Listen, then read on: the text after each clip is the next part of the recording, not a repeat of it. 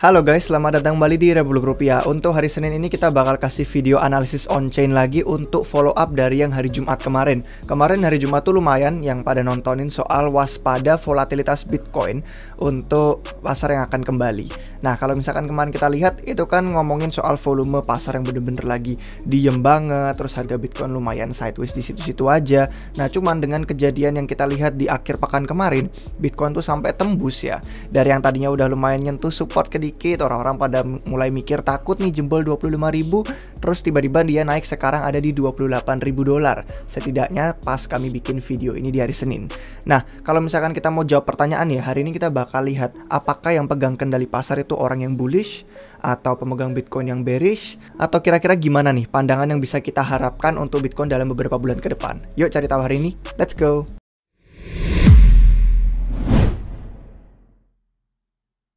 Halo guys, selamat datang kembali di Republik Rupiah. Jangan lupa untuk subscribe kalau misalkan kalian nonton video ini tapi belum jadi subscriber kami, karena kita udah deket lagi nyentuh 150.000 subscribers, nanti bakal ada giveaway besar. Dan juga untuk video yang hari Rabu nanti Beliudik bakal bahas lanjutan dari topik hari ini. Jadi jangan lupa subscribe biar nggak ketinggalan juga untuk topik-topik berikutnya.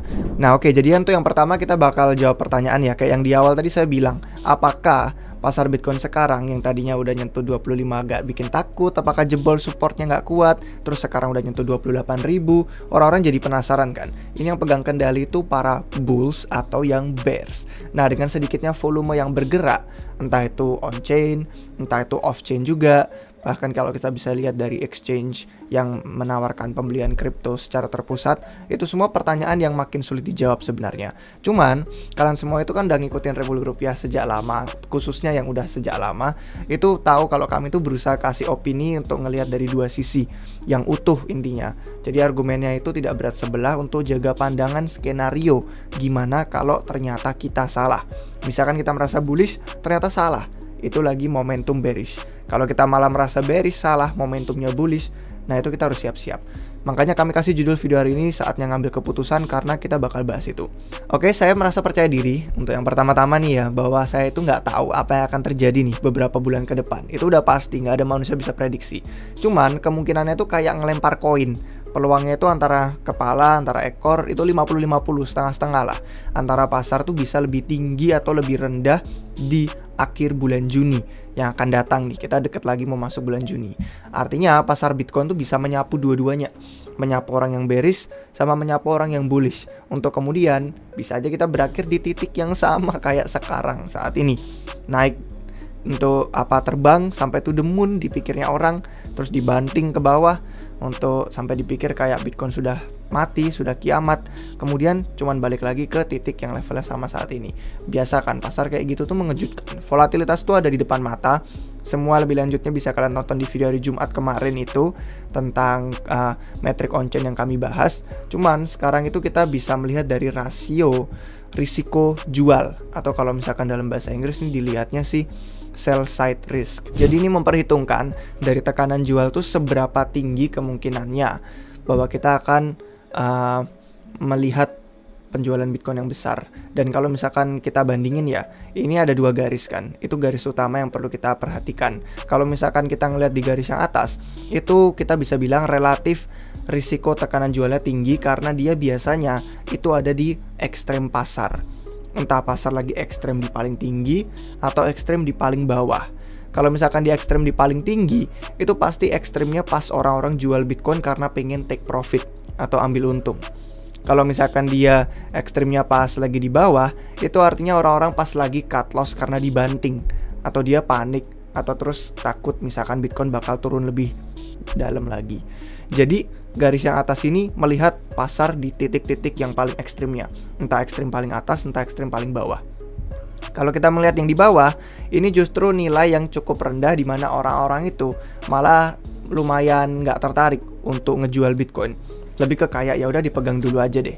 Nah, dari rasio risiko jual ini, sell side risk, ini kan kita bisa lihat ya secara historis dari pas kelahirannya Bitcoin sampai pas siklus bear siklus bull dan bear yang pertama, kedua, ketiga, sampai kita di titik yang saat ini. Nah, sekarang terlepas dari kenaikan Bitcoin yang bisa dibilang tinggi banget ya, dari sejak FTX collapse kemarin itu di 16.000 sekarang di 28.000, itu tetap orang-orang ada di titik bawah. di garis yang tidak deket sama yang ekstrim di atas. Artinya nggak banyak lagi pengen ngejual Bitcoinnya mereka. Nah, kalau misalkan kita ngelihat dari proporsi ini adalah proporsi untung dan rugi yang skalanya itu nggak signifikan dibandingin sama pas bull sama pas bear kemarin. Jadi kayak kita nggak lagi di bear yang bener-bener parah, bull yang bener-bener parah, dan investor tuh lebih ke kayak ngerasa bosen aja sih sama kisaran harga Bitcoin sekarang. Mereka ngeliatin yang 25.000, 26.000 tuh kayak di situ-situ mulu gitu kan. Terus sekarang ke 28.000 juga masih dianggap kayak ini masih kisaran yang membosankan. Mereka nggak sabar untuk masuk ke kisaran harga yang baru, yang beda lah. Nah, kalau misalkan kita pengen ngelihat secara terpisah, itu kita bisa ngelihat di realized profit dan realized loss. Oke, kalau misalkan kita ngomongin soal realized profit sama realized loss, ini sebenarnya momentumnya sih. Nanti kita bahas ini lebih lanjut. Cuman saya bakal ngoceh sedikit soal realized profit sama realized loss yang bukan momentumnya. Itu melihat orang-orang yang sekarang lagi ngejual Bitcoin, mereka lagi ngerasain untung atau ngerasain rugi. Kalau misalkan mereka beli pas kemarin di $30.000 di awal tahun ini gitu kan.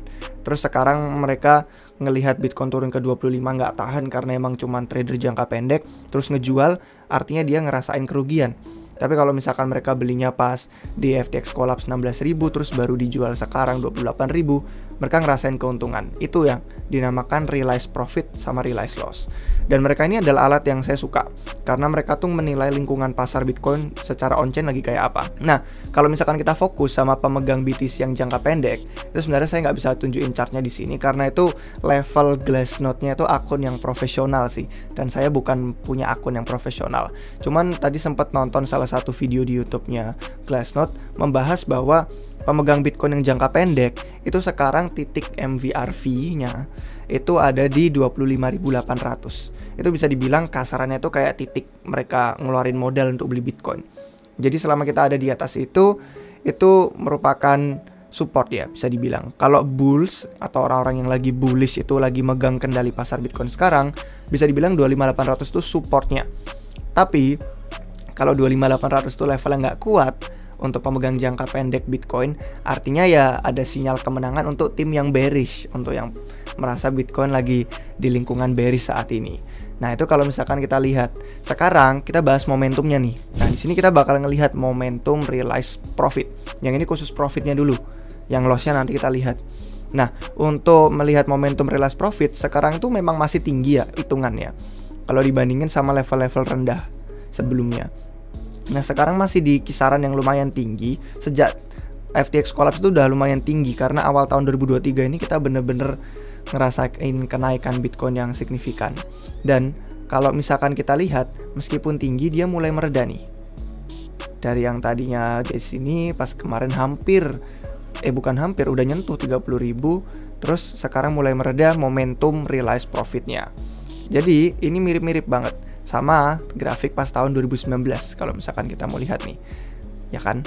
Benar-benar kenaikan yang signifikan, kemudian sudah mulai mereda, dan ini membuktikan kalau si bulls itu pengen pengen buktiin diri bahwa kita tuh yang masih dominan di pasar. Orang-orang yang merasa Bitcoin itu lagi bullish saat ini. Nah, meskipun level-level profit ini bagus, kalau profitnya kuat kita ada di bull market, sama kayak kita lihat sekarang ini, sama yang kita lihat pas kemarin 2021 menjelang ATH, meskipun nggak lebih tinggi kayak yang 2019, jadi levelnya kita mirip sama 2021, dan kita ngerasa kayak ini tanda-tanda apakah ini memang masih bull market, para investor yang bullish itu kuat. Sebenarnya bisa dilihat ini sebagai titik puncak juga sih. Jadi kayak pedang bermata dua ya. Kita ngerasa ini bullish, tapi ini juga jadi kayak puncaknya tuh sebelum kemudian orang-orang ngejual dan ada tekanan harga. Itu sama seperti yang kita sedang perhatikan saat ini juga ya. Jadi kayak pedang bermata dua, entah interpretasinya mana yang lebih kita pahami. Apakah kita sedang masuk dalam bull market atau kita ini menandakan sedang ada di puncak pasar. Intinya orang-orang masih merasakan profit yang lebih tinggi levelnya daripada pas, ya pasti sih, brutalnya bear market kemarin 2022. Cuman itu udah mulai mereda sekarang. Nah, kalau misalkan kita mau ngelihat dari momentum yang realized loss-nya, ini kan yang realized profit-nya. Yang realized loss-nya itu sebenarnya yang bisa diperhatiin karena mereka masih belum naik. Sedangkan yang profit sekarang udah naik, mereka masih belum naik. Artinya orang masih belum bener-bener kerugian signifikan. Orang masih ada di posisi yang nyaman lah bisa dibilang. Mereka pegang Bitcoin nunggu titik yang lebih tinggi untuk ngejual. Jadi biasanya kalau kita ngelihat yang loss itu lebih responsif sih di rezim-rezim yang berubah. Misalkan dari bear ke bull atau bull ke bear, itu biasanya pas ekstrim-ekstrim tuh orang ngejual dengan kerugian banyak tuh biasanya baru kerasa. Dan itu alat yang bagus untuk digunain selama jangka pendek. Jadi kita bisa lihat nih, kalau mau lihat realized loss-nya bisa dijadiin satu sih, gabung. Ini metriknya yang tadi kan realized profit sendiri, yang ini momentum rasio realized price, realized profit sama realized loss maksud saya, bukan realized price. Nah ini gabungan dari keduanya. Kalau yang hijaunya yang realized profitnya, kalau yang merah realized lossnya. Terus osilator di bawah ini, gelombang naik turun ini menunjukkan momentumnya. Momentum pas lagi wilayah negatif, ini pas wilayah positif gitu kan. Ini loss, ini profit, ini loss, ini profit. Nah, yang perlu kita perhatikan di sini itu apa? Yang perlu kita perhatikan adalah secara keseluruhan kita masih dalam sebuah tren naik.